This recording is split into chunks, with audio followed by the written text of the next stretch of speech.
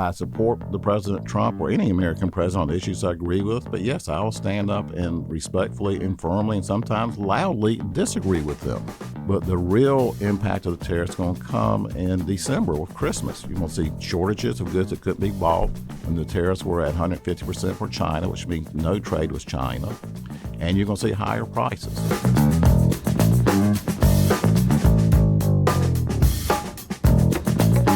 Welcome on in to Tying It Together with Tim Boyum. I'm Tim Boyum, here with producer John McHugh as always. How are you, my friend? Good. Making it through a week back from holiday, and then the second week is always harder for me for some reason, but that's where we're at. I'm technically on vacation when this drops, so hopefully I'm having a wonderful time. You enjoy that. You enjoy hopefully, that. Yeah. Although things happen when I'm on vacation. So if Roy Cooper has gotten in the governor's race or someone has unfortunately died, it's probably because I'm on vacation. I've been telling literally everyone in the newsroom that Roy Cooper is gonna declare Wednesday, probably. Yeah. You might have seen me on TV in shorts and a balcony talking about the race because that'll probably happen. Hey, listen, tariffs are going to be a big subject again with these August 1st deadlines again. We've heard about Brazil and all these changes with this stuff.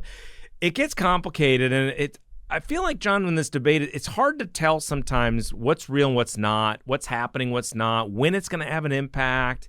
It can get confusing. Yeah, because a lot of the arguments you hear are very nebulous. It's stuff that, this is happening behind the scenes. We're not going to tell you why and how, but you're going to end up paying more. Or that's not happening, and you're not going to end up paying more. So and when and what happens. Yeah. So today we have in someone, if you've lived here, John, you did not know necessarily a lot about Art Pope before heard the name. I've been here almost 5 years, so I heard the name. But he's not been as outspoken in politics as he used to be. So he owns Variety Wholesalers, which if you've heard of the Roses, the stores, he owns some Big Lots now. They're discount stores that his father and grandfather, they started doing this. It's a family business. He's also, if you are new to the state, he's put in millions and millions and millions of dollars into politics over the years. He was a former state lawmaker himself, Board of Governors. He's been very active. But interestingly, as a Republican, he has been very outspoken about President Trump's tariffs, and you'll hear that today. Yeah, and it's kind of refreshing. You hear a lot of people just kind of toe the party line these days, and and the people who don't often are forced to go totally away from it. So it's refreshing, and it's nice to hear somebody say, I vehemently disagree with this, but I still generally support. You don't hear that a lot lately. Yeah, it's really interesting. And he provides a lot of real-life examples of how it's impacting his business, buying, what Christmas could look like this year. Also, down to the details of how much it's changed a pair of jeans, how much those cost. And by the way, this is just his opinion, and we find it interesting because he's Republican and he does support Trump. This is not necessarily a yay tariffs or bad tariffs. And his business anecdotes, too. Yeah. Which I think was the really interesting part. Getting a peek behind the curtain, hearing that breakdown of why people will have to pay more, super interesting. Yeah, absolutely. All right, with that, let's get right to it. Here is Art Pope.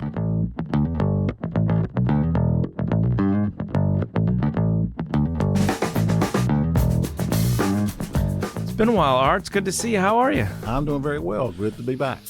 So let's start with Variety Wholesalers. I don't think I've ever asked you about this. Tell me the history of the company. It's a family business. My father was a retailer. My grandfather's a retailer. Most of Variety Wholesalers got started in 1949 when my father came back from World War II, had a degree in commerce from UNC Chapel Hill, and he grew 5 small stores to over 250-some stores. I joined the company after a career in law and working in government. And 1986. In 1997, we acquired the Rosa stores, which had been in bankruptcy, and that dramatically increased our size. They were twice as large as our Variety stores, as the Pope 5 and 10, Maxway, Super Dollar stores. So we've grown from then, since my father passed away in 2005, with my being responsible for the company. And most recently, we acquired the Big Lots stores that had been in bankruptcy. We didn't acquire all of them. We were able to save about 210 of those stores and those jobs. So from my father's beginning with 5 stores in 1949, we have over 620 large stores and 15,000 employees serving communities in 17 states. Wow.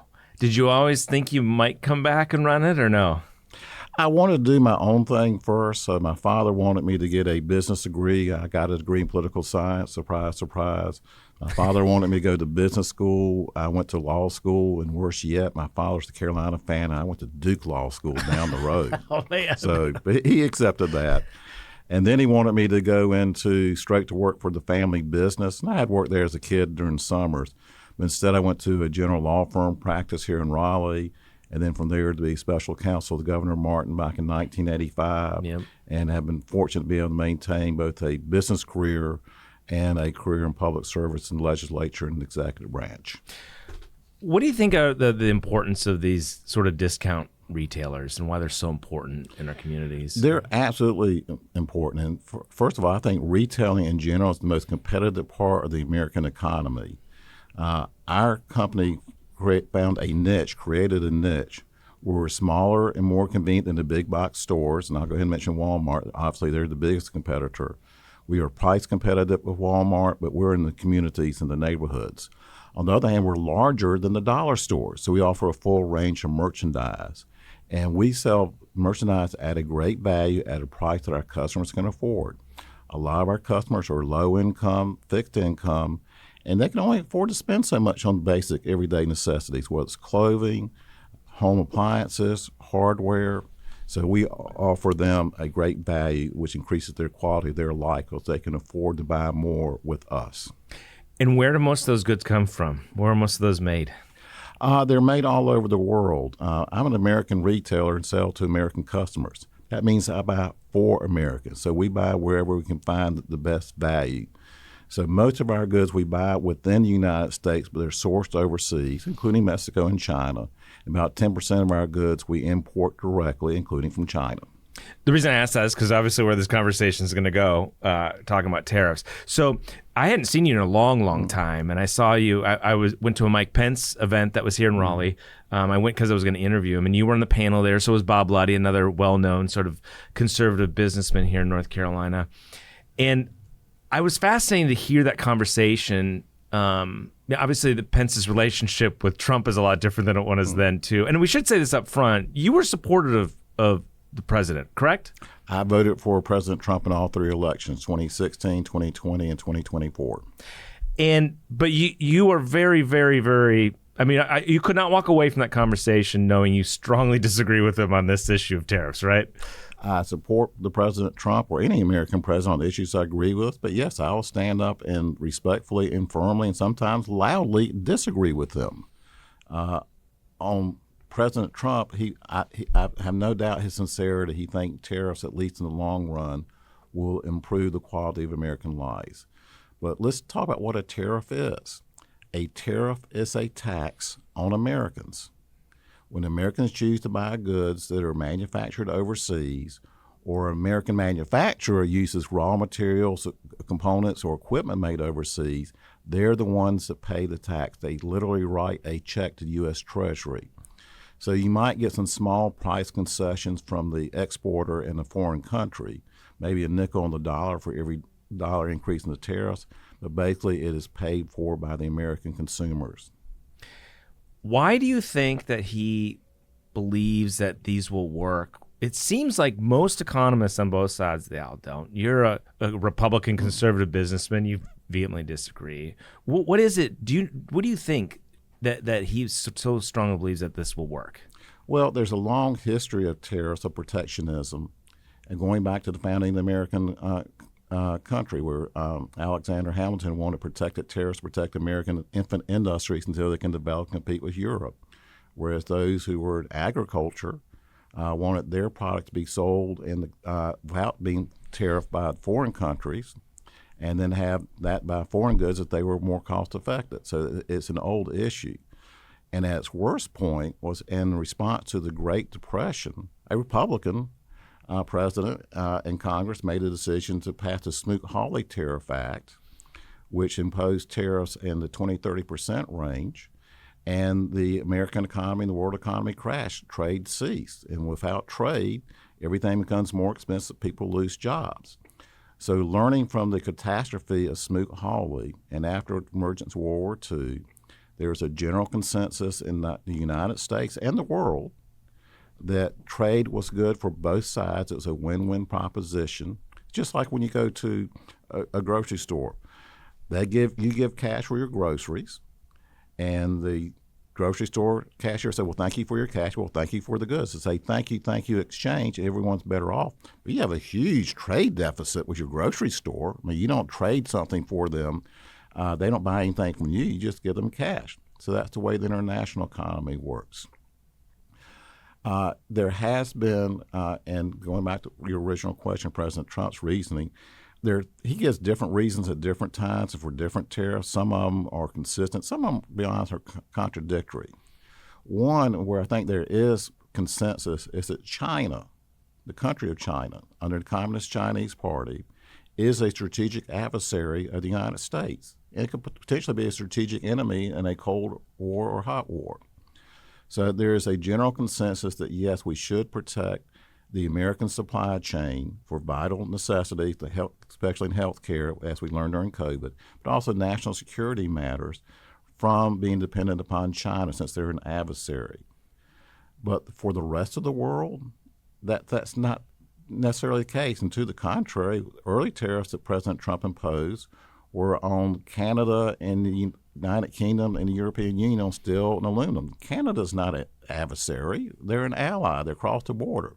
And we buy certain types of steel from them that are not made in the United States using United States manufacturing. But Canada buys steel from us, different types of steel, just a whole variety of steels. And even on China, there's a large number of consumable goods, basic materials, where there's no national security threat. It's not part of the vital supply chain in health or otherwise. There's no stolen intellectual property. I pride ourselves that for decades, we were able to sell pants and dresses for $10. I'm talking about for decades. And part of that was that we bought them from China. Part of it was the modernization of American business, the uses of computers to do your accounting, the rationalization, more efficient supply chain. For a lot of reasons, we were able to keep those costs down. Under President Biden, 4-year term, we had 20% inflation. So over 4 years, we eventually increased the price on a lot of those $10 items, 20% to $11.99.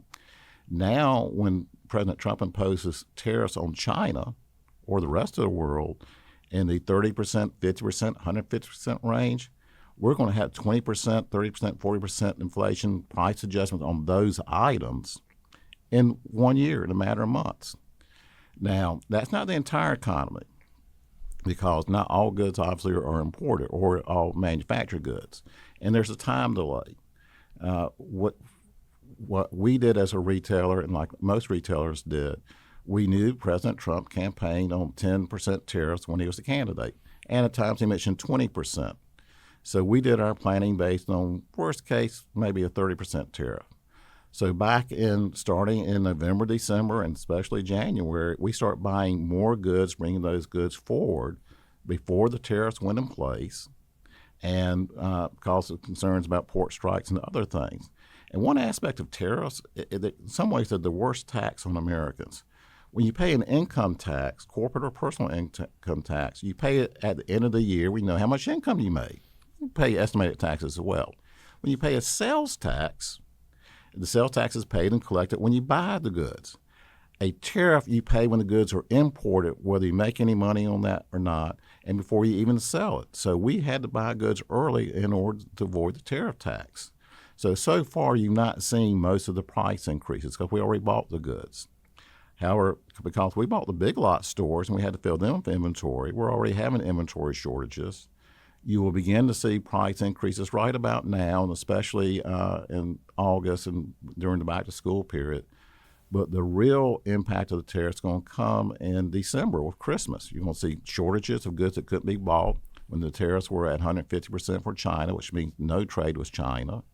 And you're going to see higher prices. I will pause, but I can go into detail how the retailers do their pricing. But I want to make the point. How much a retailer makes on a dollar of sales varies depending on whether you're a grocery store, discount retailer like we are. But as a rule of thumb average, if you make 5% on $1 retail sales, you're doing well. You make less than 5%, you can break even. But a lot of retailers are going out of business. Walmart, as big as they are, make about 4.5% of their sales. That's public information since they're a public company.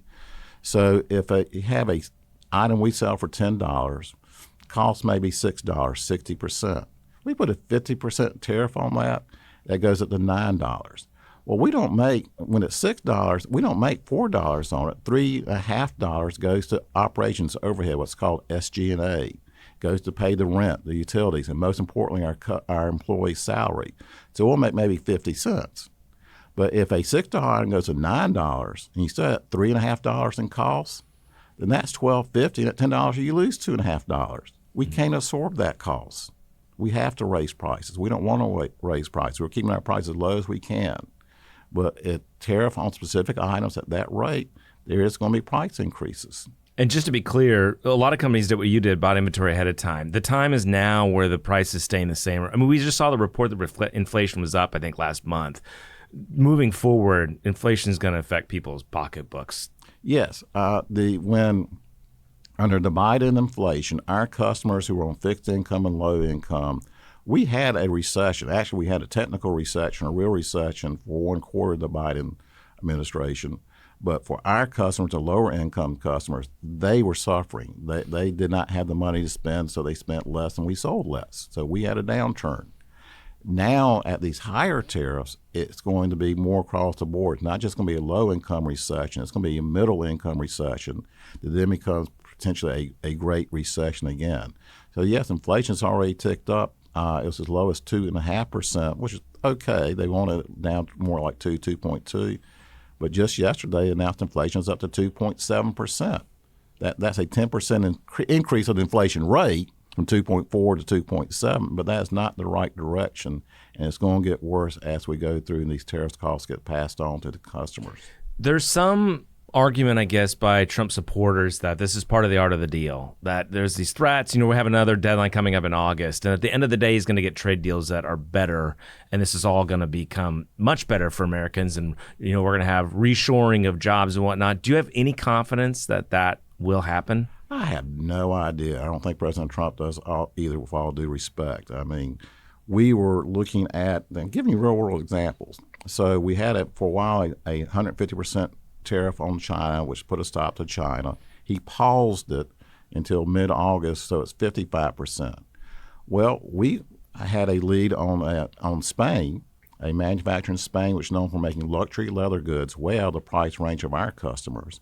But they say, well, we got the equipment, we got the skilled people, we can make leather goods, purses, whatever, at a price you can afford. So we had our buyers ready to go to Spain to see if they could buy some good product at an affordable price, made in Spain, not communist China, for our customers. Then President Trump announced on a X tweet that he's going to impose a 50% tariff on the European Union. We canceled the trip. That was a Friday afternoon. The next Monday, I changed my mind. We're not going to do a tariff of 50%, at least not yet. So the uncertainty of the, quote, art of the deal is hurting American business, which hurts our customers. We don't know what we can buy where. I mean, in a free and democratic society, we have the rule of law. Having uniform, known laws is what makes the economy prosperous, what makes the people prosperous. Now we don't know because whatever Trump decides to do on a whim, which leads to another issue. Does President Trump even have the constitutional authority to do this? Well, that is a big question, right? Congress supposedly has it, right? Not supposedly. It's expressed in the United States Constitution that Congress has the power to tax. And consistent with that, there is another provision that says Congress shall have the power to levy customs and duties on imports. That is clearly a power of Congress. Now, Congress delegated setting the actual rates to the president back during the 1950s and 60s rather than Congress trying to set the individual rates, because that gets subject to political pork barrel and special interests and lobbying. So they thought the executive branch would be better. But they set a definite way you're supposed to do that with notice and hearings and determination of why for it. President Trump took an entirely different act than the regulations and federal statutes dealing with trade and tariffs. It's called the International Economic Emergency Powers Act, IEPA. And that had to deal with sanctions usually applied against countries like Russia that invaded Ukraine. and other specific areas. So President Trump said, well, I'm going to use this to impose tariffs for the first time ever. It's never been used that way beforehand. President Nixon did that briefly under a predecessor act back in the early 70s, and the first U.S. court ruled that that was unconstitutional. The Court of Appeals ruled that it was constitutional. Before it could be resolved by the U.S. Supreme Court, he withdrew the tariff. That only lasted about 6 weeks, 2 months. So Congress went back and amended that to limit the president's power to do that. But President Trump still used that to impose these tariffs at his whim. So that's subject to a challenge in the U.S. Court for International Trade. And they ruled that the president did not have that statutory right because the Congress limited the president's power to do that. But if he did have that power, we now have two clear-cut precedents in the U.S. Supreme Court. One, it's been a long one, called the non-delegation doctrine. Congress can delegate some decision-making and implementation of the laws to the executive branch of the president. They cannot delegate their core powers. And the power to tax, the power to levy imports, duties, and tariffs cannot be delegated. That's the non-delegation clause. Related to that is what's now called the major questions doctrine, that there's going to be a new major policy change, like levying taxes, levying tariffs, that requires an act of Congress. You can't take an old statute like the IEPA and apply it for a new purpose like imposing taxes, permanent taxes, indefinite taxes, and the president can change it from one day to the next day as he wants to.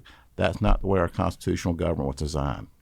Let me ask you this, because there's been a lot of talk about a big purpose is to try to reshore jobs and manufacturing in America. To me, it seems like while that sounds great on paper, I don't know who we're going to get to work in all these factories and making white T-shirts again in North Carolina like they did back in the day. But I think you have a unique perspective on this because you do sell a lot of products that are from China and other countries as well.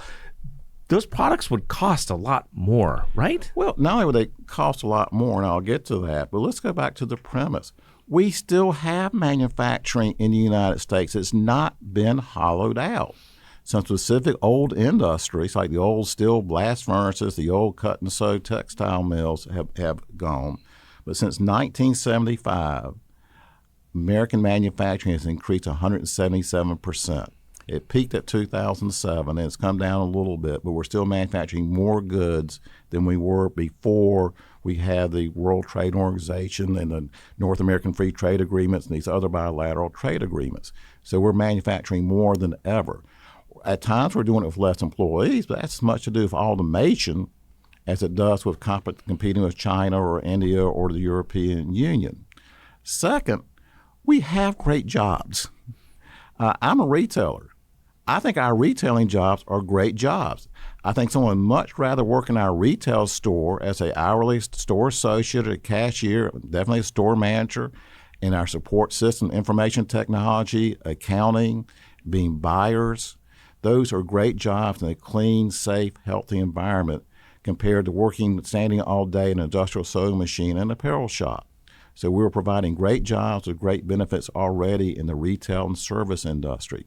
Wouldn't you rather have your grandchild work in the healthcare industry as a nurse's assistant rather than working in an industrial sewing machine all day?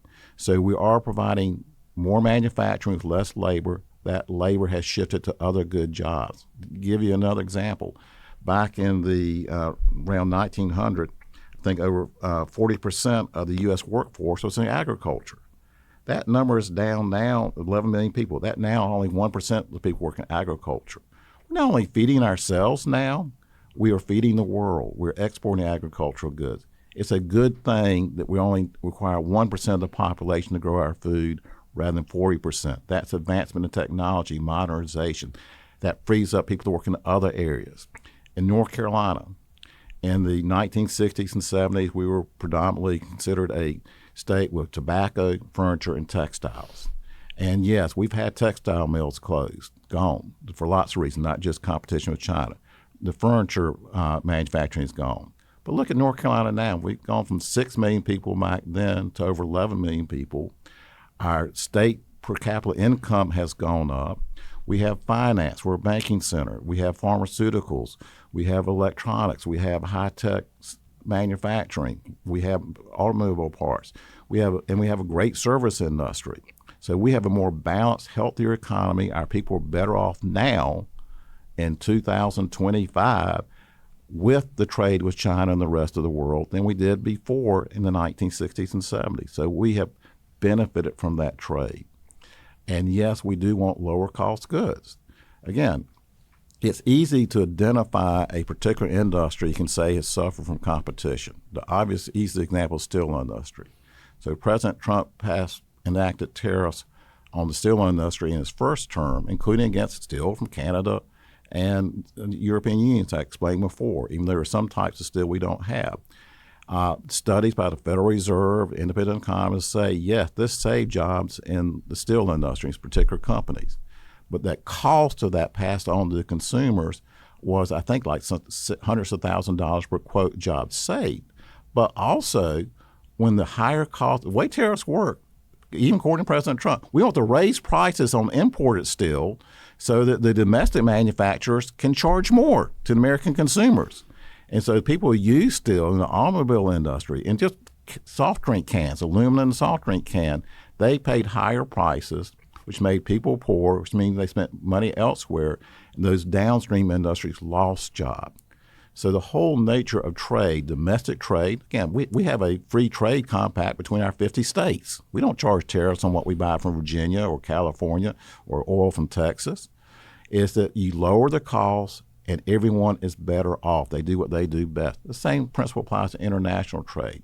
You raise tariffs, you raise costs, and while you may save some jobs, overall the economy is going to be worse, which means people are going to be worse off and there's going to be lower jobs.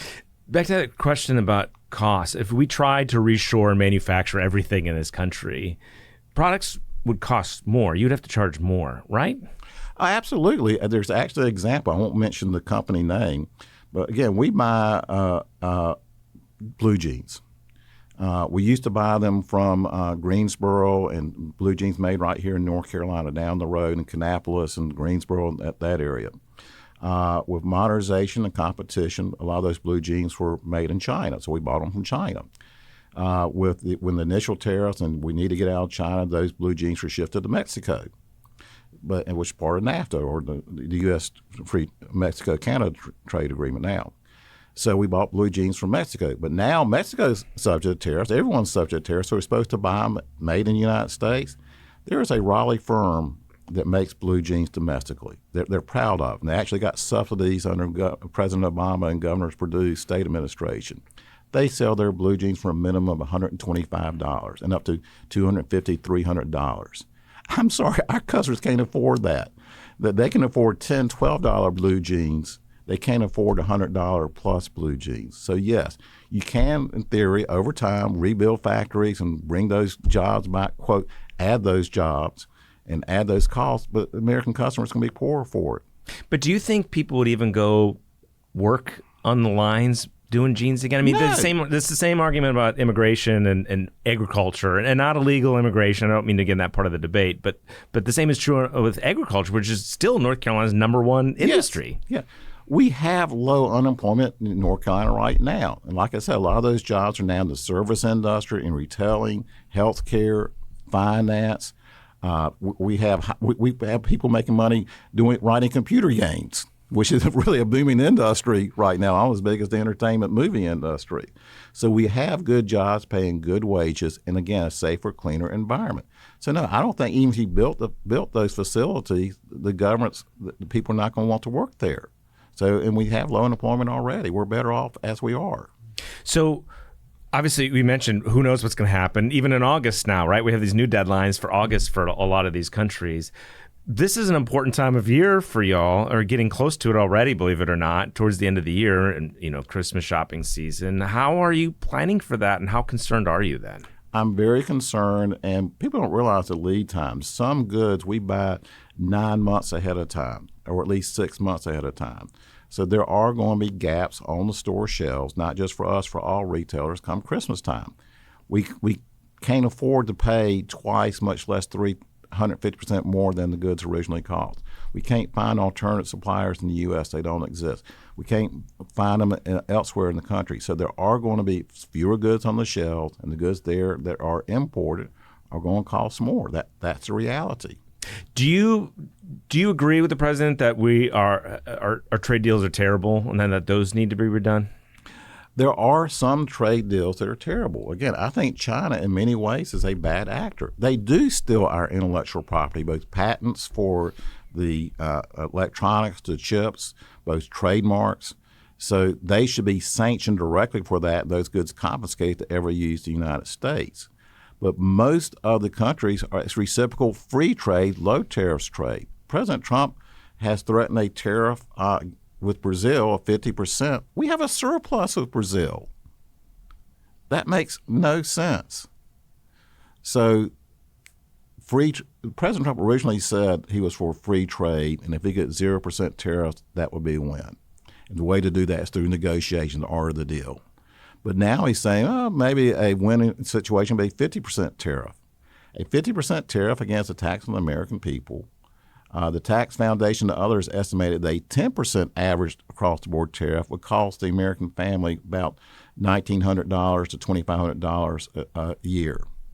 They're going to be poor because they have to pay more. 50% tariff across the board, if that is the final solution, if that is the goal, then it's going to be catastrophic to the American families who are trying to afford basic commodities, clothing, home appliances. But even if deals are done in the next few months, there's going to be pain for a while on this, right? Even President Trump and Secretary Basin, his Treasury Secretary, admit there's going to be pain. They're say you got to bear the pain. There'll be, quote, one-time price adjustments, just kind of like when President Biden's administration said, inflation is temporary. It's going away. Well, one-time price adjustment of 10, 20% is still going to be a major hit on the American economy and the American people. And that's for the hope for reshoring of American jobs, which, as we discussed, probably not many people are going to want to work in an industrial sewing machine in many of these jobs. And it's going to be costing other jobs when people have less money to spend on other areas, such as health care. Let's talk about this politically just for a minute, because Democrats have hit hard about how the president promised prices were going to go down on day one, and that they should have worked on the economy, and that's why they think they lost to President Trump. For Republicans, is this a huge concern for the midterms and beyond? It is a concern, and it is a big risk. Right now, and again, I can understand if some who support high tariffs say, well, you said prices are going to increase. They haven't increased prices yet. You're the boy who called wolf. Well, remember the end of the story about the boy who cried wolf? The wolf finally came and ate the sheep.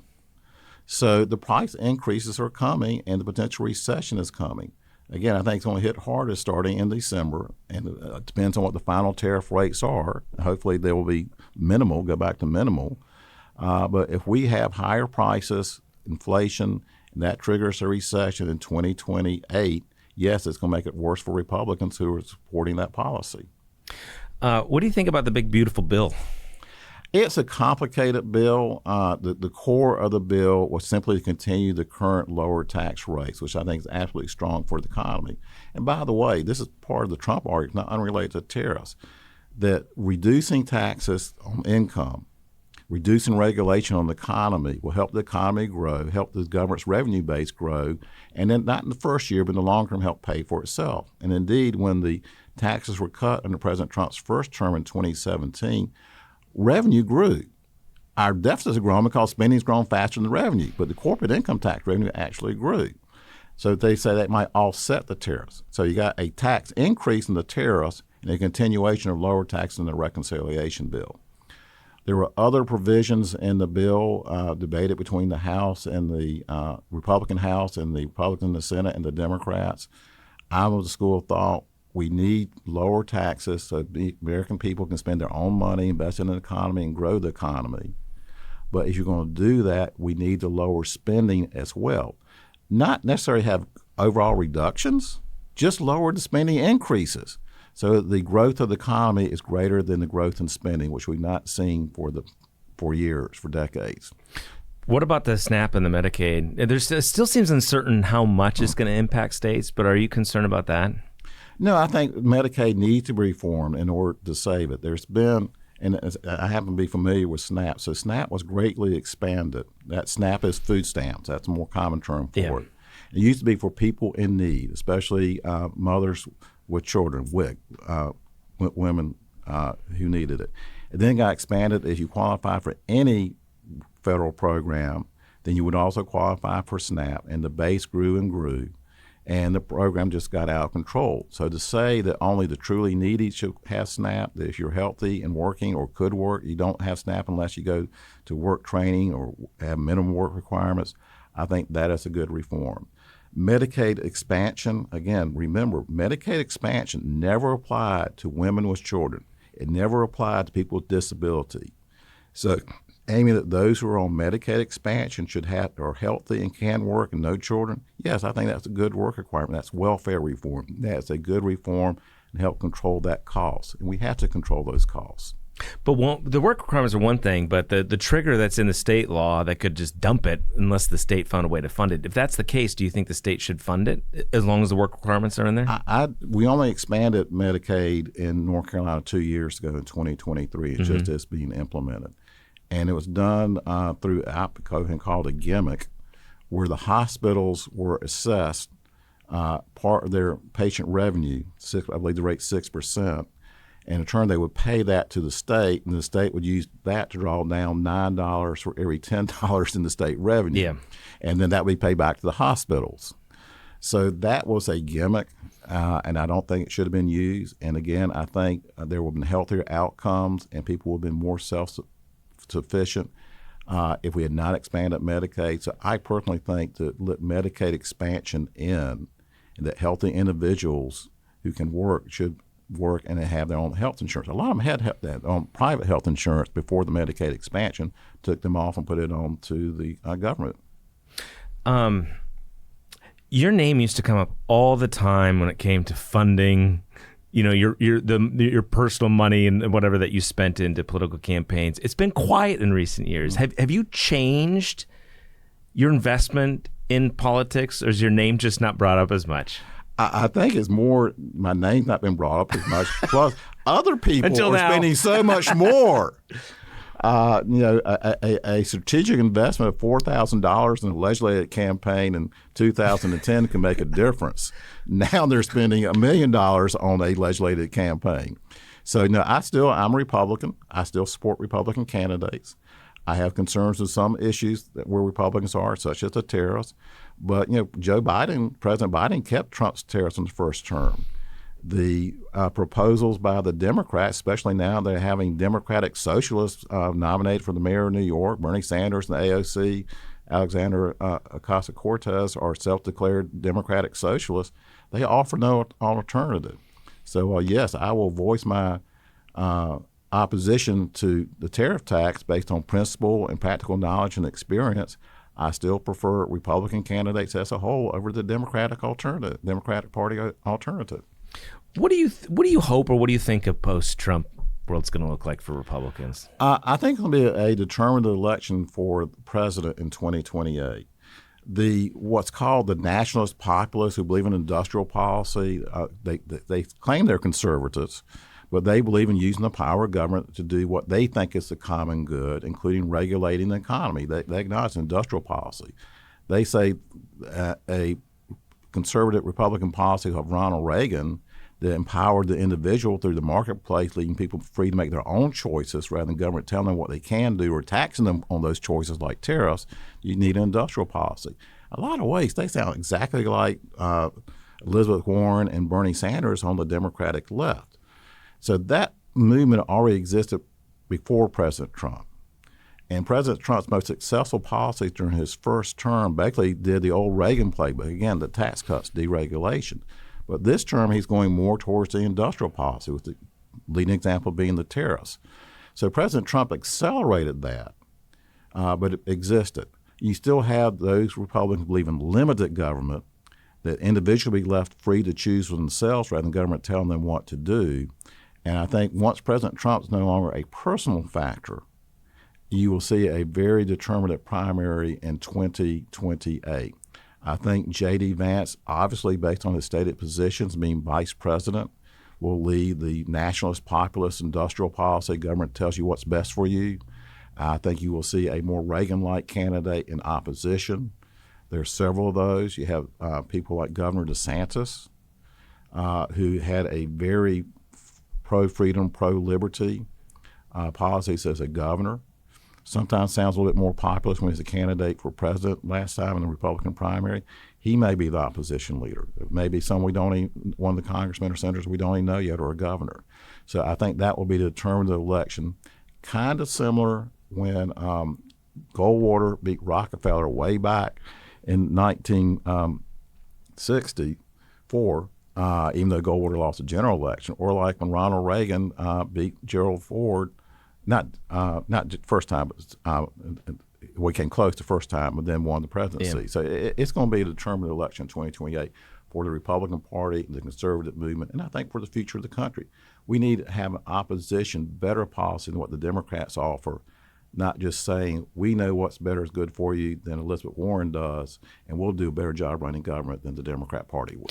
Do you see it happening in North Carolina too? Because it's one thing to win in congressional districts and state districts, but winning statewide, now there are 2 Republican senators, but there's been a lot of complaints about the Republican candidates that come up for governor for statewide races, that they're, the Mark Robinsons of the world. And you see Tom Tillis, who basically was kicked out of the Senate. Granted, he's retiring. But where do you see that dynamic and how it plays out here in North Carolina? I mean, Tom Tillis helped, usher in the era of Republican leadership in this state. North Carolina's always been a purple state. Republicans done a very good job at winning legislative races. I'm talking about race by race, not through gerrymandering redistricting. That's been a factor for both parties. But when they won their majority in 2010, it was under districts drawn by the Democrat Party, gerrymandered districts drawn by them. So we've always been a purple state. I think it always depends on the quality of the candidate. Mark Robinson obviously ended up being a very flawed candidate. He had some redeeming points and some charismatic speaker, but a flawed candidate in the end. So North Carolina will always be a toss-up state. And most of the issues, the division I was talking about between the nationalist populists on the right versus the Reagan freedom conservatives, have been on federal issues, not so much at the state issue. So you don't see much of the division within the North Carolina at the state level as opposed to the national and federal level. Art, it's good to see you. Thank you for your time. Thank you. Appreciate you. If you want to keep up with what's happening in North Carolina politics and hear more conversations with people shaping our state and beyond, subscribe to our channel. Let Spectrum News be your resource for balanced, in-depth political coverage, elections, and issues that matter to you.